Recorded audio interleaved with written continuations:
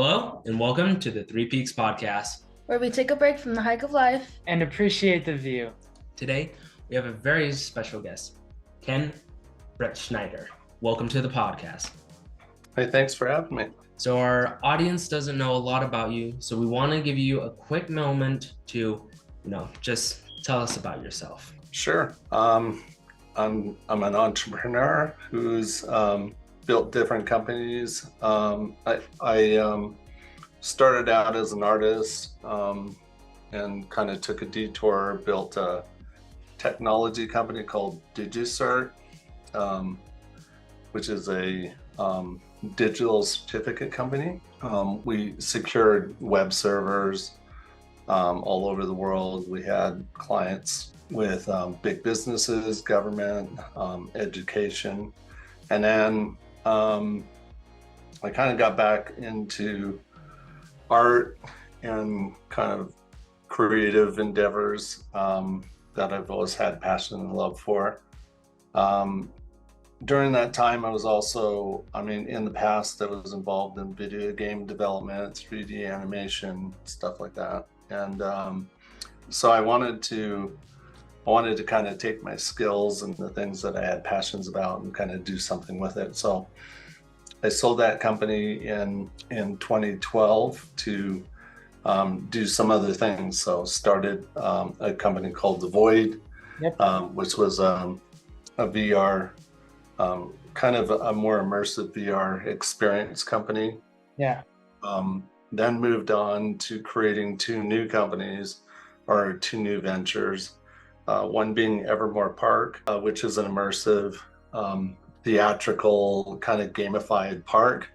Mm-hmm. And then also created a venture called The Grid, which is kind of a more futuristic entertainment center. So, yeah, very cool. And in your introduction, you mentioned that you are an entrepreneur. And when it comes to learning the skills of entrepreneurship, who do you think is the best teacher for it, experience or education? I think it's a combination. Education comes from all kinds of different sources. There's formal education, but I think we're always getting educated. I think we're always looking at what others are doing and learning from them and learning new techniques. And so I think the world is different now. We're so interconnected and there's so much access to information and data. And we can learn from so many people that, it's one of the greatest ways to learn and pull information. So. Yeah. And you said before that you were a 3D animator and a video game developer. I think one of the video games you might have worked on was VR Stalker. Yeah. VR Stalker, yeah. It was released in... It goes way back. That was on a platform called the 3DO platform, which wasn't as successful as Sony PlayStation or Xbox, obviously. But it was it was just the precursor to what happened with those platforms, where it moved from kind of two-dimensional graphics to 3D graphics. So it was quite a while ago. And along that transition, you probably had to develop the skills of like 3D video games and like how to animate. Would you say that in that time period for the transition, did that help you in your future endeavors in virtual reality and like other entertainment experiences you put together? Yeah, for sure. I think all of it did. Even my background, I started off in oil painting and doing paintings, and you learn a lot about color theory, composition, setting up scenes, and just art in general. Everything's kind of an artistic expression. I think even in business, when people are doing creating businesses and putting out product, there's a lot of art to what happens with putting a brand out into the world and how you're going to brand your brand and how you're going to connect with the audiences that want to consume or enjoy the product that you're creating. So having that skill set, I think, has really been valuable. Just kind of understanding what people like. At the grid, we kind of cater to our audience at the grid is more millennials and Zs. And we try to create a brand around it that really homes into that kind of a group Right. and what their interests are. So having a good understanding of what people enjoy in that way, and then also working with others that really understand what the trends are, what the current trends are Right. from an art perspective is really valuable. So Yeah. Yeah, absolutely. Yeah. And with Evermore Park, it's more of a physical interactive experience. What would you say was some of the challenges with transitioning with like technology and just making it physical experience with Evermore? yeah, there's a lot of challenges with the physical part, way more than I anticipated starting it. So it was that's been a lifelong dream of mine to do this kind of concept around Evermore. Evermore has evolved over time, but I still think it's really important for people to get together in the physical world. I mean, we do so much virtually, just like what we're doing now, which I think is great. And I love technology, but I also think that you need more interesting, meaningful ways for people to kind of get together and have experiences. And so the concept behind the park was really to bring in different talented people in different areas of the arts. So we have actors, we have musicians, we have acrobatic people, dancers, fire dancing, different things like that. We have animal handlers, and all kinds of variations of entertainers in between that. But we also try to bring in concepts of gaming, concepts of kind of storytelling adventures, those kind of things into the experience. And then it's challenging because you don't have endless supplies of money. And when you're trying to deal with the physical world, it's difficult at best to try to do everything that your mind comes up with. And I think that's some of the advantage of the digital world, is that if you create a video game or if you create VR experiences, you can create a somewhat three-dimensional view of the world, but it can be quite large. And the cost ratio is not anywhere near as expensive as it is to try to do it in the physical world. So I think we try to meld the two together. We try to create experiences, and then we add a lot of AV, like lighting, effects type of things to the environment, music, sound. And in the future, I mean, we're really interested in integrating concepts of augmented reality, things like that, to the experience, which can expand the kind of universe, the space that we have. The park only sits on about 14 acres. So it's not a massive location, but we try to do a lot with the landscaping and the design of the environment to allow it to have lots of perspective and different angles and ways that you can engage it with different buildings and designs. But we also, by adding in digital, you can start adding in very unique experiences and really expand the kind of universe that you're in. You could have different characters engage. It's just augmented reality is not there yet. Yeah. It's frustrating for me because I feel like VR is actually a lot farther along than augmented reality. Augmented reality is difficult because you're trying to overlay it in a physical world, and you have things like perspective, scaling, obstruction, distance, things like that. And so the vision that we have is it's years into the future, but the technology doesn't quite allow us to do what we want to do yet. I think it's coming, and it's advancing quickly.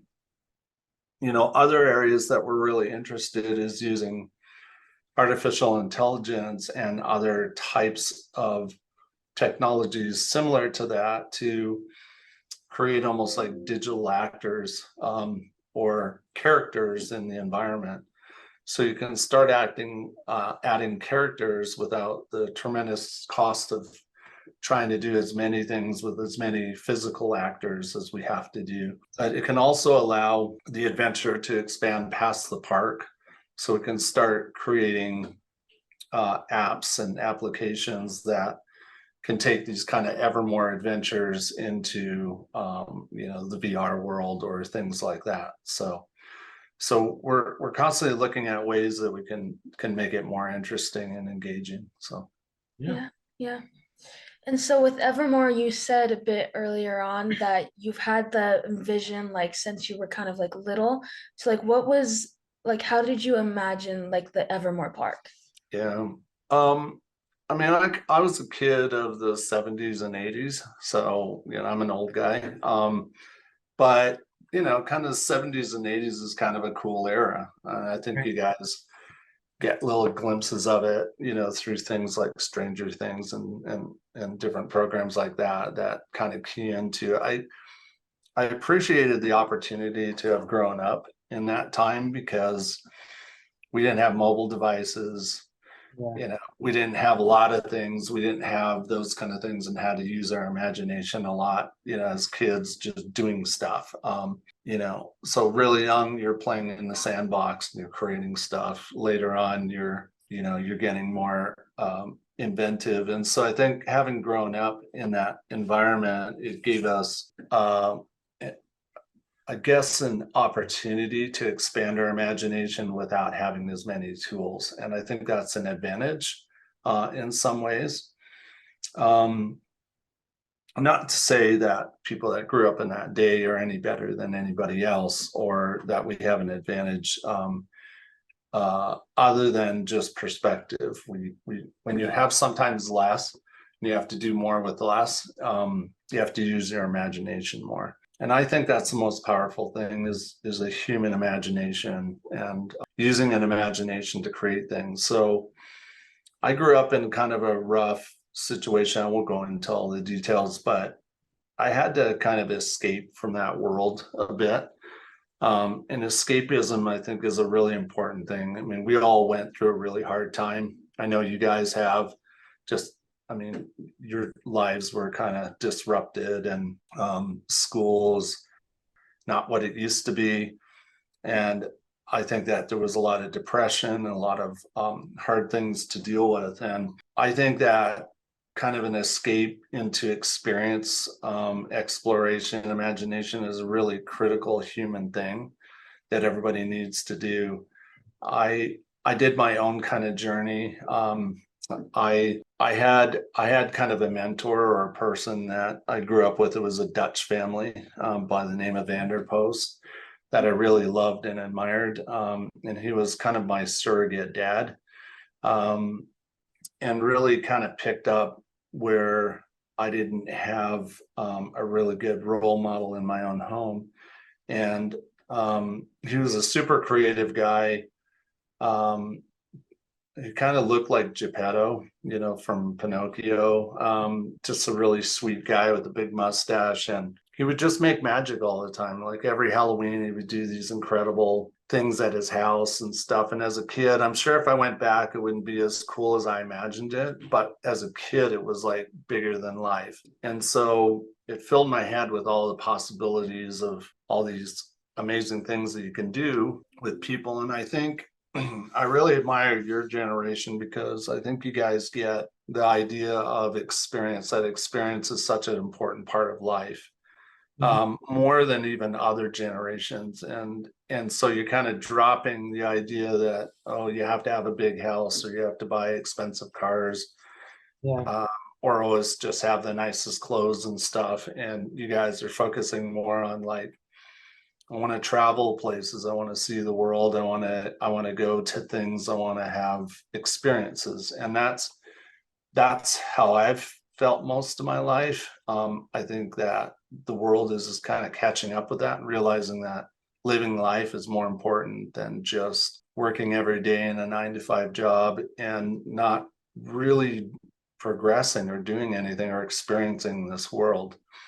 So I kind of headed down that path and kind of did it with my own family. So as I got married, I have 4 daughters, and probably my youngest daughter is your age, and we just did a lot of stuff together. So we did this big Halloween adventure in our house in Linden, Utah. Every year, raise money for the Utah Food Bank. And in 2013, we had about 5,000 people a night come through our house. So it kept building every year, and it was just a crazy amount of people. And we did this whole ghost pirate adventure and kind of a Victorian haunted graveyard experience. And there was just, it was a lot of friends and family and others that helped us put this together, and it just became this really passionate project. So as that evolved, we decided that we wanted to go out and build some kind of a park or a concept of the park where we could do these kind of adventures all year round. Mhm. And that thus became Evermore. So Oh, Yeah. wow. Yeah, that's great. That's amazing. And you mentioned before about like experience and like just trying to like really make it capture in a different light. So when it comes to like virtual reality, you'll know you have like the Quest 2, you set it up and you're like home and that's about it. But with one of your companies, The Void, it's not only virtual reality, but it mixes physical experiences together. mhm. And that was really groundbreaking at the time. And Mhm. you're continuing to build upon that. So what exactly does the future hold for Void? Like, how do you want to level up the experience that you're already offering? Yeah. So the void in the form that we are creating, it doesn't exist anymore, but there are some good people that are kind of carrying on with that and building it into something new. I have my own projects that I'm working on, but I think the void had the misfortune of kind of launching at the worst time with the pandemic hitting. And as they were trying to grow out and everything else, it was a very, very difficult time to kind of build a business like that. And it hit it financially pretty hard. I think, but I think the great things that we built from that is just like you said, is really trying to hit all of the senses, not just the sense of sight. When you say virtual reality, what is virtual reality? It's virtual reality. It's like taking a human being and trying to make them present inside a virtual world and feel like you're really there, and Right. that it's 3-dimensional and it mimics this world. Well, part of that is visual. With visual, you're looking around and you're seeing a 3-dimensional world. You do that every day. So there's been devices to try to mimic that. They aren't perfect. They don't fulfill every aspect of it. Sometimes it can be hard on your vision. It limits your range of field of view, so you're not getting your full peripheral vision. Right. Resolution's getting better, which makes it so that you don't see as many pixels or dots inside the experience. There's lots of things that are improving. I think we're not too far out into the future where we'll have visual systems that mimic the same resolution, the same sort of like focus and field of view that we get with current real human, physical vision. So once that happens, then you're going to see a virtual world as good as we see the real world. Right. That opens up a lot of things. But we have other senses. We have sense of smell, sense of touch, and that includes heat and cold and all kinds of things, right? And then there's also physicality. How can you move inside the real world? Well, we're used to being able to be, we're bipedal and we can move around wherever we want. We can climb things, we can sit, we can lie down. And I think until you have all of that, available to you, you're not going to feel totally present. You're always going to feel a little disconnected from the world that you're in. VR is fun, and I think it's engaging. I think there's trade-offs because sometimes the visual systems aren't as good when you have a wireless mobile headset. You can't put it across AAA graphics like you guys experience in video gaming. And I want that, we got close to that at its time. We got almost as good as gaming graphics at the time, which isn't that long ago, but it's a long time ago because technology is advancing so quickly.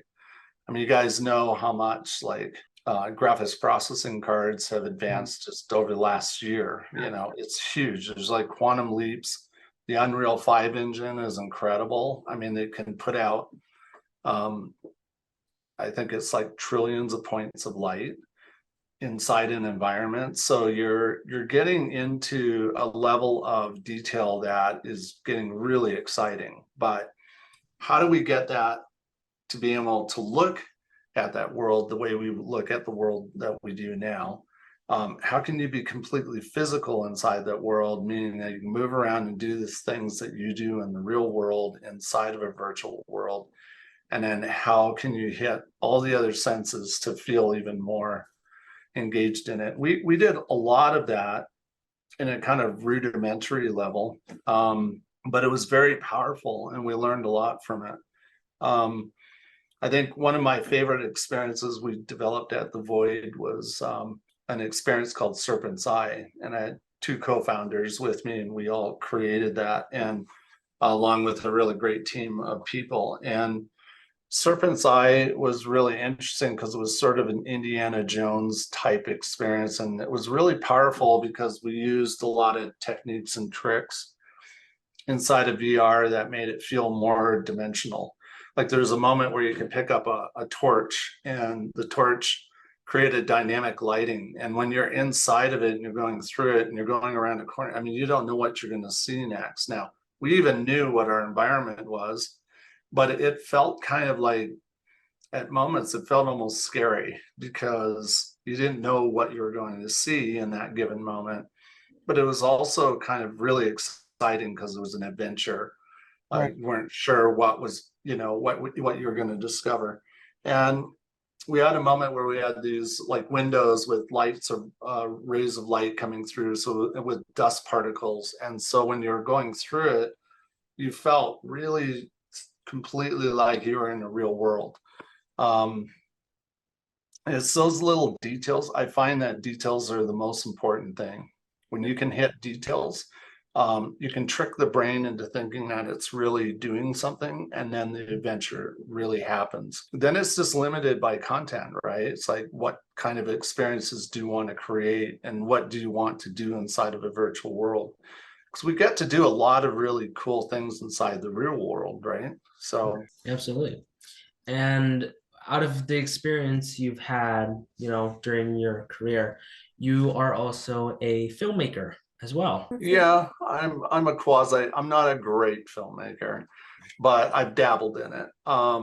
I've had some great experience. I love art, and I love art in all kinds of different forms. And we had some really fun experiences doing a couple of films that were really, I think they were low budget, but really fun. One of my favorite films was Unicorn City. Mm-hmm. It has kind of a cult following, and it was kind of also a precursor to Evermore Park. There's a lot of concepts in Unicorn City that comes alive at Evermore. And I got to make some really fantastic friends, that have become lifelong friends from that film, from, both the cast and the crew. Yeah. And it's just, again, it's just a great journey of experience of creating art and doing something fun and seeing all, getting involved in all of the components of filmmaking. There's a lot of technical things that happen in film that, I had bits and pieces of awareness, but to see it all come together and be a part of it was really thrilling. And then I've got to do a couple other really exciting projects that even included some really big named actors in it, such as Patrick Stewart and others, and that was just a really fun experience also. So I've kind of dabbled in it, and I kind of focus on things that I have interest in. I really like the unknowns of life. I'm really into. This is a longer conversation, but I had a really neat UFO experience when I was a kid, and so some people think that that's not real. I feel it's completely real. And I think that there's just a lot of interesting things that we don't know about in life, in the world, and there's a lot to discover. So Yeah. Yeah, absolutely. And speaking of the unnatural, you created a horror film as well, Skinwalker Ranch. Skinwalker Ranch, yeah. Yeah. So I wanted to ask you about the production of that film. So when it came to like putting the idea together, what was the first place you wanted to start with? How did you want to formulate the story? How did you want to flesh out your characters, and what do you want to achieve with the story? So I mean, there were other. I was an executive producer. An executive producer has a couple of different roles. One of the most fundamental roles is funding the film. So I provided the capital for the film. But I was also highly involved in the creation of the film. So I was more involved in kind of we had a person that's handling the writing of the script and designing the script for the film. But then there's a lot of kind of texture to it in the design of the film. So what was the setting going to be? And we wanted to kind of base it off of true stories from other people and their experiences at Skinwalker Ranch, and would try to go out to recreate some of those things. But there's some really crazy stories that's also associated with Skinwalker Ranch, and we wanted to bring those in, but bring them in a way that was a little bit more believable, I guess. And we tried to present the film again. This is kind of the age when found footage was really big, and so we hopped on that bandwagon, and we didn't necessarily believe everybody would believe that it was a real found footage, but we liked the style of it, so we did it in that style. And I think it's an interesting way to present a story because people get to go on the journey with the film itself and feel like they're almost like embedded. It creates sort of almost like an immersive form of film. Yeah. And that's what I liked about it. Now, it was low budget. We were trying to do very lofty things. We had a really great animation group, special effects animation group here in Utah that has some really great experience. And I mean, for the money, I think we did some really fantastic effects. Yeah. Could they have been better? Yeah, but I think it would have taken just, huge budget to do it. We're also careful not, when we did the 3D effects, we try not to do them in like sort of full like detail and daylight, because I think sometimes less is more. Thing I've really learned, and this includes doing things in VR or even doing things in productions in our park, that sometimes when you have less light and you use light in more spectacular ways, you can add detail to an experience that looks more believable or more fantastical. I'll give you a good example. I really like the film Signs, and so Signs gave me a little bit of inspiration in the way that we were doing our film. And what I really like about Signs is that they never showed the alien creature very much. There was the birthday party scene where it kind of walks through an alleyway and it creeped everybody out. It was a good scare. Other moments was just sound, like when the alien was running over the roof and into the cornfield, all you heard was sound, and then you saw some corn stalks moving really fast. Like it moved super fast, and that was just creepy. Sometimes showing too much kind of blows it. And I love the entire film except for one moment. And one moment is when they showed too much of the bad guy, Yeah.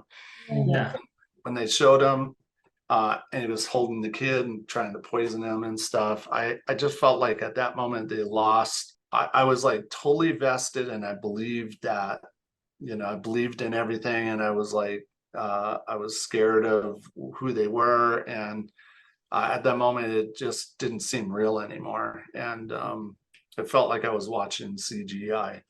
Yeah. And so I think sometimes, it's good not to do a payoff like that. It's good to kind of hold it back and let imagination fill in the gaps. So that's one thing I've learned in VR, doing live productions, doing other immersive things, is that it's better to do things that trigger the brain and allow the human being to kind of imagine things and really fill fantastical gaps in the experience than trying to kind of push it across in pixels on a screen. So Yeah, absolutely. So let's see. Well, we are running out of time. If you'd like, we could continue our conversation. We did send you a second meeting to hop into. But okay, you just sent an email on that. yeah, I think Okay. you may have received it in the message for this Zoom call. So Okay. we're there too. So we'll hop off and then hop onto that Zoom call just to continue. Okay. And then Sounds good. yeah. Thanks, guys. All right. Okay. See you in the next one. So we were last talking about the production of Skinwalker Ranch and stuff like that. And well, you've also worked on some other projects as well, like you said. Unicorn was another film, but you also worked on a TV show. You were an executive producer for 7 episodes on Dr. Fabulous, the TV show. Mhm. Yeah. And in your opinion, what is the difference between, well, working on a TV set and, from a film production? Is there like a different budget, setting, crew, anything like Yeah, that?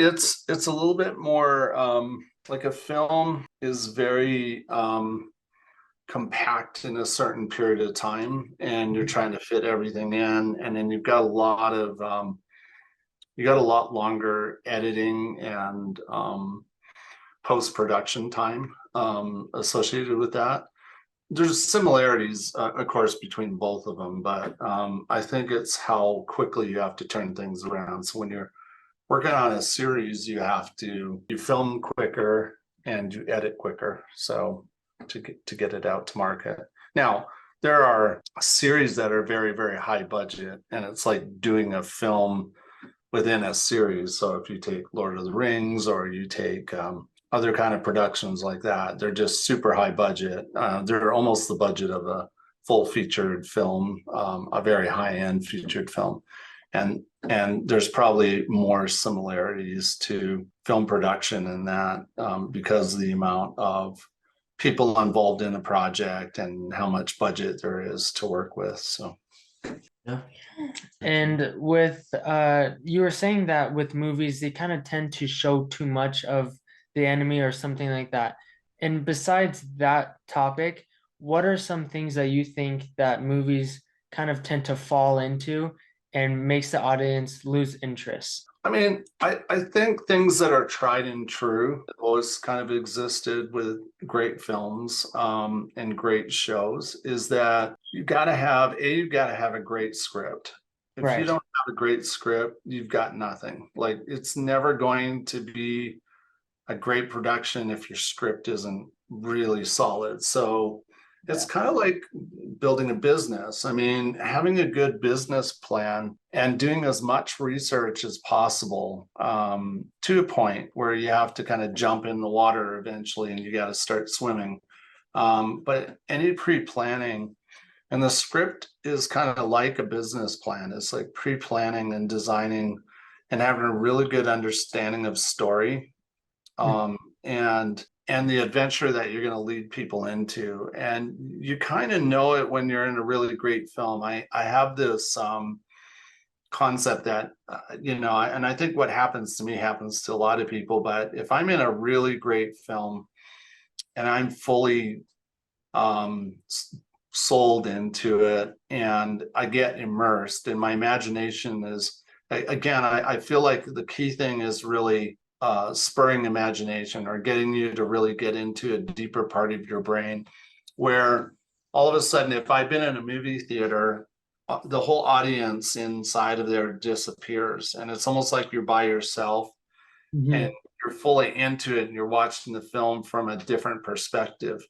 You're almost like living the film instead of just watching it for a moment. And that's a really great film. The films that aren't so great don't capture imagination or attention.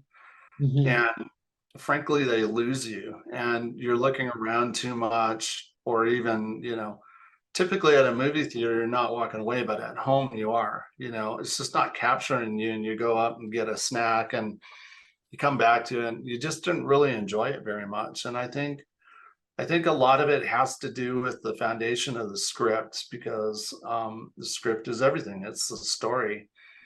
Then you've got to have, you really do have to have fantastic actors, whether they're famous actors or not, it doesn't matter. They have to be great actors that really know how to project their character and make their characters likable, lovable, believable. Or, if it's a nemesis and it's evil, they have to be, I like complex evil characters. I like my nemesis to be, I like them to be kind of more than just two-dimensional. I like them to have multiple sides to them. I like darker characters to have almost a personality that's likable. I don't know if you guys ever got to watch the Arcane series at all. It's familiar. Yeah. It's based on League of Legends, the video game. And the Arcane series is an animated series, and it's absolutely beautiful. It's one of my favorite shows I've ever watched. And it's just because they capture the characters so deeply, like you connect with them, and you kind of get to go on a journey with them, and they did it both beautifully, but also to tell a really great story, and it's filled with a lot of adventure and fun in it. I like the game. I like League of Legends as a game. I think it's a fun game, but this was something totally different. I just felt like they really did a great job of creating a great series film, and it had the right components because the script was so well done, and it had an ongoing story. In fact, I can't wait for the next one to come out, but they spent a lot of time. They took a long time to get that series put out. So they took the necessary time to build something great. I think too many things go out too fast, and they're not thought through, and they're not well scripted, and they're almost trying to just fill quotas. I feel sometimes, I don't know how else to word it, but it just feels like they're just trying to put something out quickly that isn't really a meaningful production. Whereas the great movies, I'm a sucker for things. I love the Lord of the Rings trilogy. Yeah. I mean, I still think vastly more than I like the series. And just because I felt like I was connected to the characters more. The characters felt way more engaging. The story was fantastic, and you couldn't wait to watch the next film, and just the success of it. And I also think the production value was so good because they just didn't take the cheap path and just do everything in CGI. Right. Not to say CGI is inexpensive, it's not, but it's the amount of work involved. Like I actually got to meet the CEO and creator of Lord of the Rings, all on the production side. Sir Richard Taylor. He actually came out to Evermore Park, and he's one of my biggest heroes. So I got to spend this amazing day with him, and got to hear all of the ins and outs of how much. And there's a lot of great material on the backside of Lord of the Rings that you can watch of the creation of it. But it was so neat to be face to face with him and hear all the trials and tribulations and the things that they had to do and to make it all work. And it was really amazing how much detail they put into it. And that's what I always say. I think in anything that you do, whether it's film, creating an amusement park, a theme park, a theatrical park, a really great entertainment center, it's all about the detail that you put into it.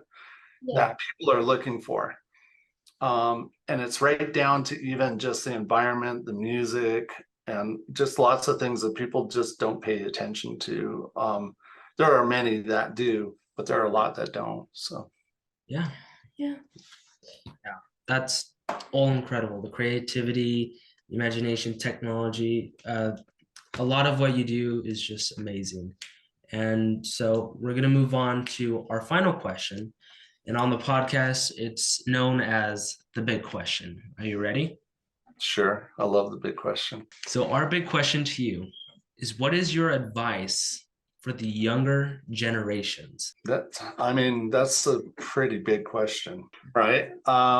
My advice in life is just live life. We don't know what's happening here, or why we're here, or what's going to happen, or but life is really a gift. And I think, we're here to have experiences. That's what I feel. And I think you guys really get it. So I think you just have to pursue it and have courage to do it. There's too many people that get locked up in sorrow or depression or whatever, or just don't feel maybe overwhelmed at what's ahead of them, and they try to look at everything. And what I like to do, or what I advise even my own kids on, is just try to look at the bits and pieces in the moment, like live in the moment, and try to look at the bits and pieces that are most important to you and what you want to do and what you're excited about. And just grab the bits and pieces and you'll get where you want to go. You don't have to try to accomplish everything at one time. It's really important to just focus on the things that you feel you have control over, that get you motivated and excited, and just start doing some things that move you down a path that you want to do, and figure out sometimes you don't always know what you want to do, and sometimes you do jobs and things that kind of suck and they're not that great, but doing the best you can, really put your all into it when you're in those moments, because you're adding the detail to that business or venture or things that they need. It's helping you learn and grow. And, doing that thing in that particular moment may not be your life's journey at all, not even close. But you're going to learn things from it, and you're going to have experiences that will give you a lot of tools and things that you can use as you pursue the things that you have passion about. But just never forget the things that get you up every day and get you excited, and things that you really want to do in your life, and go do them. Don't lose track of it, and don't settle for something less. Now, that doesn't mean that has to all come right away. I think part of it is having some patience and looking at those details of where you want to get to, and you'll get there. And life doesn't end when you get older. It's it's great to be young, and it's great to have all that life ahead of you, but even people my age, I'm getting up there now, I'm 55, and I don't have necessarily a lot of life left. It just depends on how you look at it. But I don't think of myself any older, honestly. I just think of myself as Ken. I don't think of myself as older Ken or younger Ken, and I didn't feel that way when I was younger either. I think it's just important to never lose track of what you're passionate about, and always pursue those kind of things in everything that you're doing. Everything's just a learning experience, and it's a step to get you where you want to go. And even when you find the things that you love, there's hard things in everything. Just because you love it doesn't mean that it's all great all the time. But there's a lot of opportunity, and I think people in the world are good people. I think we focus too much on negativity. I guess that'd be the last thing I'll say. I think with the advent of social media and stuff, there's a lot of really great, powerful things. I really appreciate what you guys are doing, because you're kind of putting out something a little bit different. There's too many trolls in this world, and people that focus on just negativity. And I think the media does that a lot. And we need to hear more interesting, fun, fascinating stories, and we need to experience things that are are more fun and fascinating, because there's just a lot of good. And like I said, I feel that most people are really good people. I think people have good intentions. Look, we're all on the same journey together. Nobody's any better than anybody else. That's the reality. Just go pursue your dreams and figure out how to get there, you know, and you can learn from anything, right? You can learn from another person. I have tons of role models and people that I've learned from. And frankly, you know, even in art is borrowed, you know. It's like anybody that thinks that they've figured it all out and that they're the best at anything, it's kind of delusional, I think. I don't think it's real at all. I think that we collectively learn from each other and we put our own little twists on it. So just put your own little twist on it in life, you know? Yeah. Absolutely. Yeah. Well, we just want to say thank you so much for taking the time out of your day to meet with us. It was an absolute pleasure. Thanks. Thanks, guys. That's all we have for you guys on the Three Peaks podcast. We'll catch you guys on the trail next time. And cut. Yay. Awesome. That's okay. I'm just a guy, you know, I'm just Yeah. doing my thing. So, Well, thank you so much, man. Really appreciate it. And we hope to see you maybe at Evermore, The Void, or wherever you are. yeah. Well, we've got some exciting things we're working on. I'll definitely stay in contact with you. And congrats on being ambitious and doing things in life. So, how old are you guys now? So I'm 17, turning 18 in December. I'm 16. And I'm 14. Great. My youngest is 17. She's got a pretty successful TikTok account, and she does a lot of like cosplay stuff. And then my older daughter does that too, and she lives in the UK. Oh, Yeah. Interesting. I have 4 girls, so a bunch of girls around me all the time. So, but I really admire your generation. Like I said, like there's some older people that just think, oh, the Z's, they don't know what they're doing, they're lazy, they're this or that. I'm completely opposite. I think you guys are really smart. You get what life's about. And you know, congratulations, and just keep doing it, you know. I really do admire, you know, even a lot of millennials that I work with. I feel like they have a really good grasp of what life's really about, and I think they're pursuing the right things. I think a lot from my generation just got satisfied with just going to a 9-to-5 job and eating their dinner and going to bed at a certain time and doing the same thing every day and not mixing it up, you know. And you know, you need to do some of that. You gotta buy food and stuff and have shelter, but it's I think it's really great what you're doing. So so do you guys ever go on location and do podcasts on location? Well, we did have one on location podcast with a family that was Sweden that came to Utah, and so we interviewed them. We haven't really done any other in-person interviews. We don't necessarily have the setup for that yet. Yeah.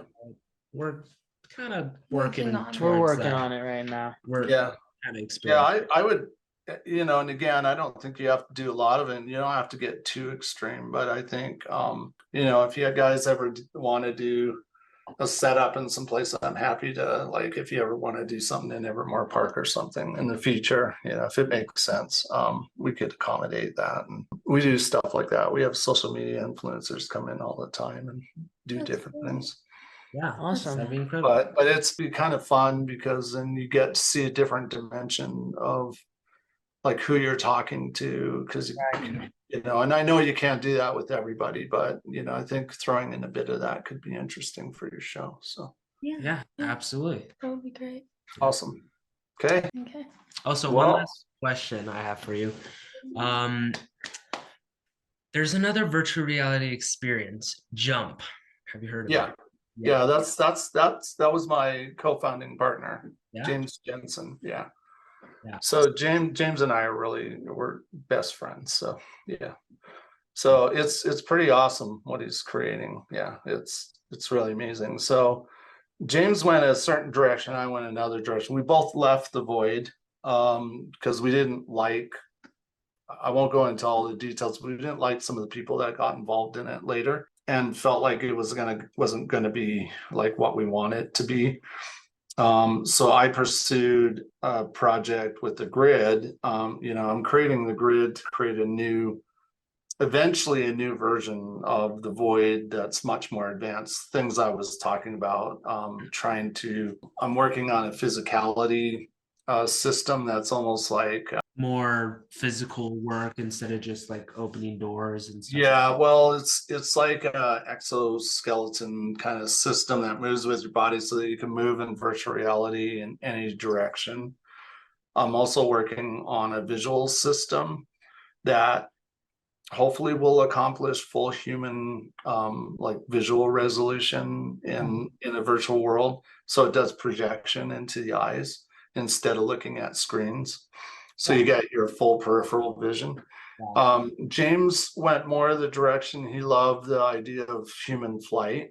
Yeah. And everybody looks at wingsuit jumping and thinks, oh, that's so cool. I wish I could do that, but you can't really do it.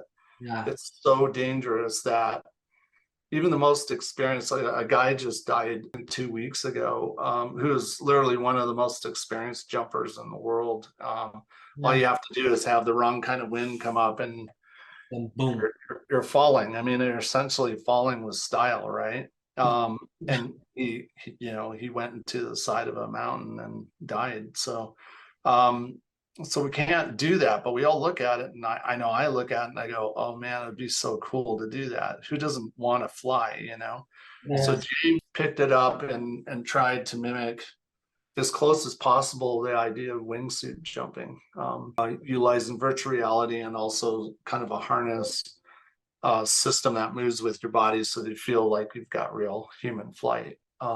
And it's getting really close. Like it's really advanced a lot. So That's great. And I'm pretty sure you guys also use Unreal Engine to like get those like fidelity landscapes with. Yeah, he uses. So this is his project, not mine. Oh. So I'm not involved in it other than I'm a friend and I'm championing him on just like he champions me on. But yeah, he uses the Unreal 5 engine and they use LiDAR. So they'll go and scan entire like famous jumping areas and stuff, and then you can go fly in those areas, and the detail is incredible. So he's doing that. Yeah. Do you think you could like use LiDAR for your like future endeavors with the grid? I think so. But here's the thing. I'm kind of different. I don't think I want to go into virtual reality and experience some different reality. I don't want to necessarily see the real world. Right.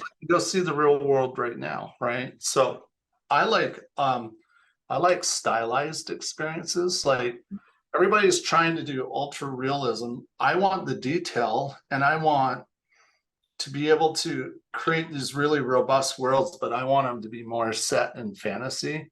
Yeah. Like I really enjoy like anime. I'm kind of a weird dude. I kind of like all kinds of stuff, but in anime, it's really cool because there's just a lot of style and a lot of detail in the artwork.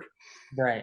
I would love to go into sort of an anime world and explore an anime world as a character and experience other characters inside of that world and, have both the kind of anime digs into some pretty deep dialogue, like interesting storyline. But it also gets into great fight scenes and kind of adventures and things like that. And I want to go into a world like that. And still the Unreal 5 engine or anything that happens in the future is going to help accomplish a more detailed version of that. I don't think reality, like doing LiDAR stuff, is really just scanning the real world and going through a real world sort of model, right? Yeah.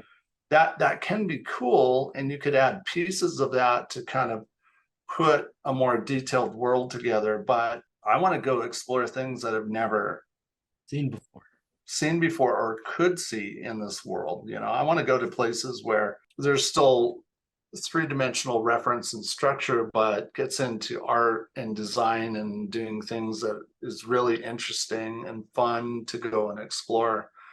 I want to experience things that are unexpected, you know.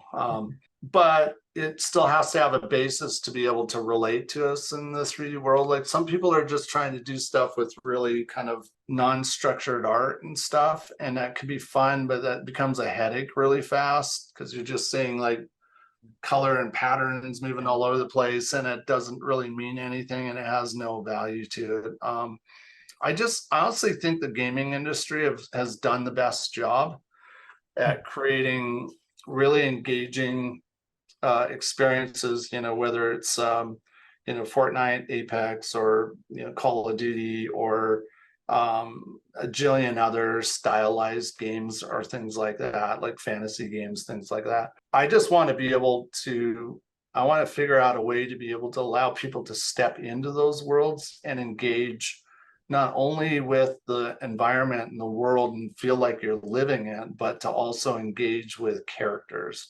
So to have characters that you can engage with, and I think it doesn't just have to be human characters. I think artificial intelligence is going to get us there, where we can have really rich, detailed characters that are really complex, that you can engage with. Have you guys ever played anything like Skyrim? I've actually have, yeah. Okay. So, you know, in Skyrim, like Skyrim's really neat because it's like they built a gigantic world and then you can go engage characters, but then you have these kind of like, it's sort of two-dimensional a little bit, because when you're engaging a character, you can only ask them for like 3 or 4 things, right? You have 3 or 4 questions that you can ask, and you go on some kind of a quest, and you solve puzzles and you do different things and get into battles and things. But again, it's very two-dimensional. But imagine going into a world like that, but you could be completely present and feel like you're really there. Yeah. And you're going on an adventure, and you go inside a tavern and you talk to characters. You don't just like do abstract things, but you engage them and you talk to them like we're talking, but it's all built on story.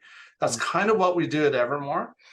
We make it so that we have characters that you can engage, and for people that want to get more deep, we have questing and all kinds of stuff. But you engage characters that don't go out of character unless there's an emergency or something. Yeah. But they're really good actors and great costuming, great environment. But that has a limitation. Inside of a virtual world, if I could do it with artificial intelligence, and you could also have human connectivity inside of it, other humans also engaging in it, then it's limitless, because one AI can be the same character for you, and you. Right. And a million other people, and they can do it all at the same time, right? A human being can only do one-on-one. Like I can only talk to you, really. I can't talk to a million other people at one time, right? I don't have that ability. AI does. So I'm excited about the future and what that means, because that's the kind of worlds I want to go into and have a fun story adventure, you know. And I think that's kind of the next generation of almost like films, even. Like when we say they've kind of played around with concept of interactive films, yeah, but they're very limited. But if you had AI-driven films and you could go through and you could be a character inside a film and go on an adventure and become, it's mind-blowing. Like it's almost endless. And that's the future you guys have. I mean, I'm gonna be long dead before, you know, this stuff gets where I want it to be too, but you're probably going to be around, and then the next generations after that are going to see even more, you know. So I think that's the adventure you have, is that you have all of this advancement in supercomputing, artificial intelligence, and just improvements in technology, that there's amazing things that will come out of it. So well, running out of time. Okay. That's all the questions. Have a good day. Enjoy your Sunday. Thanks for accommodating my Sunday. I'm heading to, there's a show in Florida called IAPA. It's a big theme park, kind of experiential show. It's one of the biggest in the country, so I'm heading out tomorrow, but it's a pretty cool show. So awesome. Well, so cool. we'd love to see you another time in the future. Hey, Sounds good. Thanks, guys. All right. Take care. Bye-bye. Bye-bye.